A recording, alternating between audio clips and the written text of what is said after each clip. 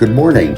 We're in front of All Saints Anglican Cathedral, where Permaseal found a solution to terrible inefficiencies within the 18 large window assemblies above. Working with renowned artist Brenda Malikson, who created stained art pieces for each opening, Permaseal designed, fabricated, and installed new Accoya frames with energy-efficient glazing on the interior side of original aluminum single-pane windows that were set into stone. After the new windows were installed, 18 stained art glass panels were installed into new Accoya wood frames that were designed to allow the art glass panels to be removed for cleaning. Another great project completed by the team at Permaseal Windows and Doors.